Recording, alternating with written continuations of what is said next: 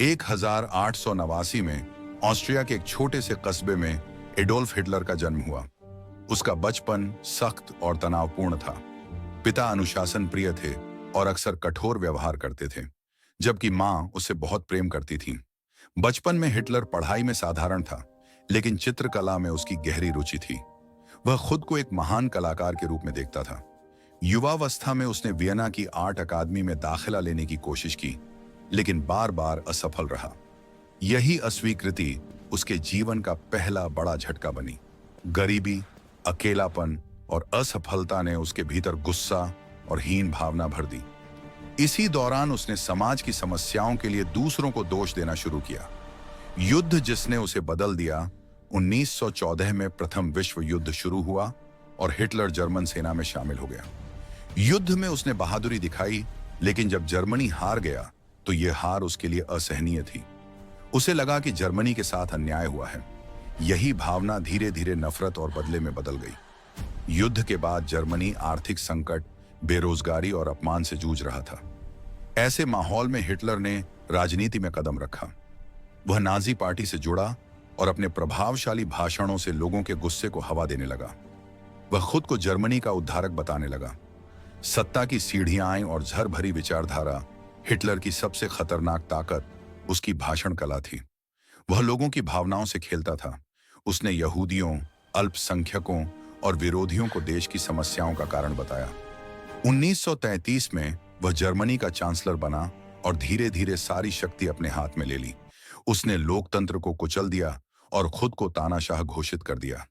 उसकी नस्लवादी सोच के अनुसार केवल एक विशेष जाति ही श्रेष्ठ थी। यही सोच आगे चलकर होलोकॉस्ट जैसी भयावह त्रासदी का कारण बनी, जिसमें लाखों निर्दोष यहूदियों की हत्या कर दी गई। भारत और हिटलर। अधूरा साथ द्वितीय विश्व युद्ध के दौरान भारत भी अंग्रेजों की गुलामी में था। सुभाष चंद्र बोस ने अंग्रेजों से आजादी के लिए जर्मनी और जापान से मदद लेने की कोशिश की। बोस ने हिटलर से मुलाकात कर भारत की स्वतंत्रता के लिए समर्थन मांगा। हालांकि हिटलर ने बोस का स्वागत किया, लेकिन भारत को लेकर उसके इरादे स्पष्ट और ईमानदार नहीं थे। उसकी नस्लवादी सोच के कारण वह एशियाई देशों को बराबरी की नजर से नहीं देखता था। भारत की आजादी को लेकर कोई ठोस सैन्य सहायता का प्रस्ताव उसने स्वीकार नहीं किया। कई योजनाएं और उम्मीदें ठुकरा दी गईं या टाल दी गईं। हिटलर के लिए भारत नहीं, बल्कि यूरोप में अपनी सत्ता ही प्राथमिकता थी। विनाश की पराकाष्ठा 1939 में हिटलर की आक्रामक नीतियों ने द्वितीय विश्व युद्ध को जन्म दिया। शुरुआत में जर्मनी को सफलता मिली, लेकिन जल्द ही युद्ध ने भयानक रूप ले लिया। लाखों सैनिक और आम नागरिक मारे गए। शहर तबाह हो गए। 1945 में जब जर्मनी चारों ओर से घिर चुका था और हार तय थी, तब हिटलर ने बर्लिन के एक बंकर में आत्महत्या कर ली। उसका अंत उतना ही अंधकारमय था जितना उसका शासन। कहानी से सीख। हिटलर की कहानी हमें यह सिखाती है कि असफलता अगर नफरत में बदल जाए तो वह विनाश ला सकती है।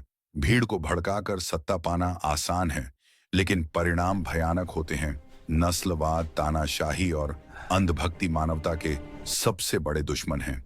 हिटलर इतिहास का एक ऐसा अध्याय है जिसे पढ़ना जरूरी है, ताकि वह दोहराया न जाए। अगर आपको यह कहानी सोचने पर मजबूर कर गई हो, अगर आप इतिहास की ऐसी ही सच्ची, रोमांचक और चेतावनी देने वाली कहानियां आगे भी सुनना चाहते हैं, तो चैनल को अभी सब्सक्राइब करें, क्योंकि इतिहास सिर्फ पढ़ने के लिए नहीं होता, सीखने के लिए होता है, ताकि वही गलती दोबारा ना हो। वीडियो पसंद आया हो तो लाइक करें, अपनी राय कमेंट में जरूर लिखें और ऐसी कहानियां उन तक पहुंचाएं जिन्हें सच्चा इतिहास